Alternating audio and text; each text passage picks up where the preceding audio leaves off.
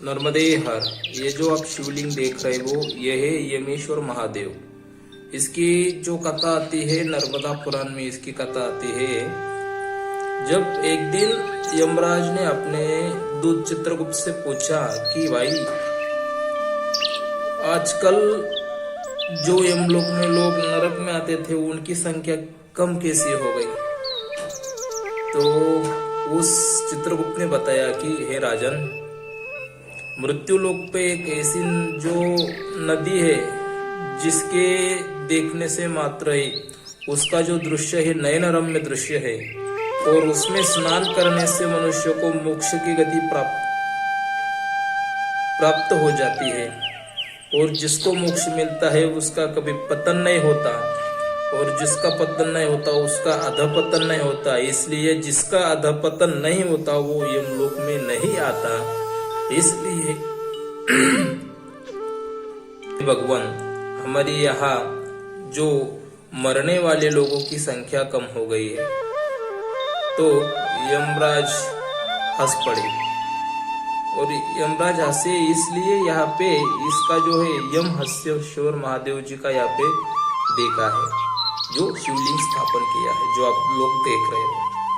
ये दुनिया में पूरे विश्व में आपने देखा होगा कि ना यमराज कभी हंसे है, ना कभी उनका कभी किधर मंदिर भी नहीं है यमराज जी का, जो नर्मदा मैया के तट पे है। ये देखिए नर्मदा मैया, मैया के किनारे पे ही ये मंदिर आपको देखने को मिल भूत रहता है। देखिए इसका जो कथा आता है इसमें कहा गया कि चित्रगुप्त कहते हैं भगवान, इस नर्मदा मैया को जो आंखों से भी देखेगा और उसमें स्नान करेगा वो कभी मरेगा नहीं, उसको मोक्ष की प्राप्ति होती है। इसलिए कोई भी व्यक्ति मरता नहीं, और हमारे इस जो यमराज की नगरी है यम नगरी में कोई भी नहीं आता। ये जो आप लोग देख रहे हो ये देखिए यम हस्य तीर्थ का जो कथा आती है वो नर्मदा पुराण में उसका उल्लेख आता है। देखिए ये गुजरात में है, गुजराती में ही लिखा है। देखिए ये जो यम हस्येश्वर महादेव है इनकी स्थापना की थी रानी अहिल्याबाई ने यहाँ पे उनकी स्थापना की थी। त्रेता युग की यहाँ पर है। आपने देखा कि यम हस्येश्वर महादेव का आप सबने दर्शन कर लिया। अब ये है धर्मराज महादेव। देखिए यहाँ पे लिखा है धर्मराज महादेव। जब यम भगवान आए थे मैया के तट पे, नर्मदा मैया के तट पे, तो उनके साथ में थे धर्मराज महादेव। जो धर्मराज थे वो उनके साथ में थे। देखिए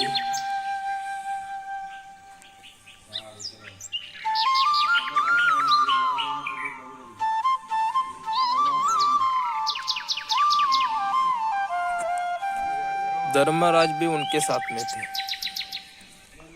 और यहाँ पे है चित्रगुप्त महादेव, जो यमराज के पार्षद है, यानी कि उनके पास जो आदमी का लेखा जोखा रहता है।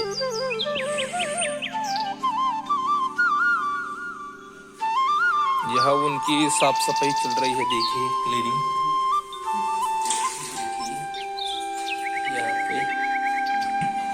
ये जो जगह आप देख रहे हो चित्रगुप्त महादेव और धर्मराज महादेव, जिस स्थान पे हम अभी खड़े हैं, तो इसका महात्म्य ये कहा जाता है नर्मदा पुराण में कि रात को यहाँ पे यमराज और धर्मराज और उनके साथ में चित्रगुप्त ये रात को यहाँ पे हिसाब करने के लिए आते हैं।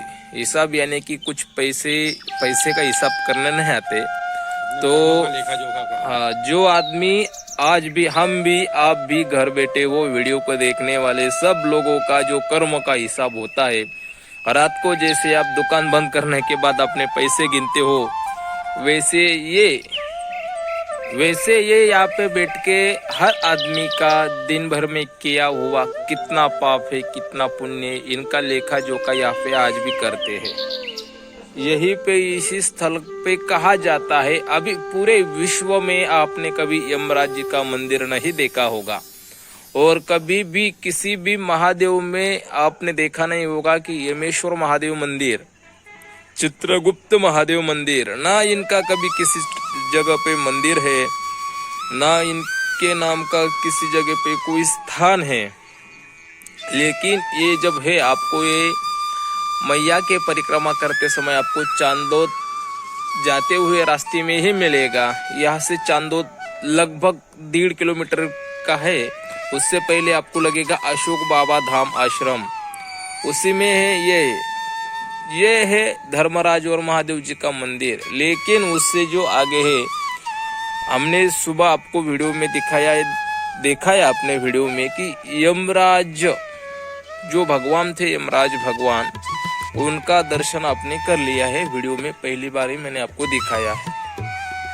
ये इस जगह पे आप जब रात परिक्रमा करते हो तो इस स्थल पे रुकना ये अच्छी बात है।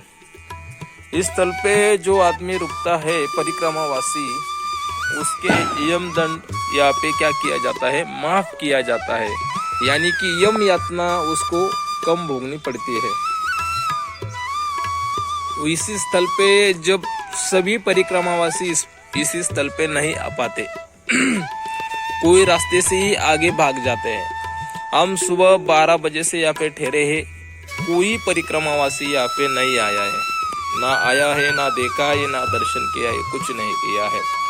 आप जब परिक्रमा करते हो तो परिक्रमा करते समय आप मैया के उत्तर तट पे आते हो तो मैया के उत्तर तट से शुरू हो जाता है पूरा तीर्थों का मेला।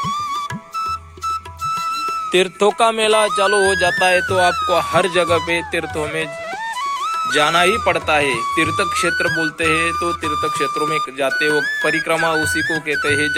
जाके तीर्थों का भ्रमण करें, तीर्थों का दर्शन करें। अगर आप रास्ते से भागते ही रहोगे तो आप उसे परिक्रमा नहीं कह सकते। इसलिए जब परिक्रमा करते हो तो ऐसे पुण्य पावन स्थली पे आया करे। और ये नर्मदा पुराण में इसका वर्णन आता है। जो कोई इस स्थल पे आएगा, मैया को आंखों से देखेगा या मैया में स्नान करेगा, वो व्यक्ति को कभी भी यमदंड नहीं भुगतना पड़ता और वो व्यक्ति कभी मरता नहीं, तो उसको अच्छी गति, सदगति यानी मोक्ष प्राप्ति हो जाती है।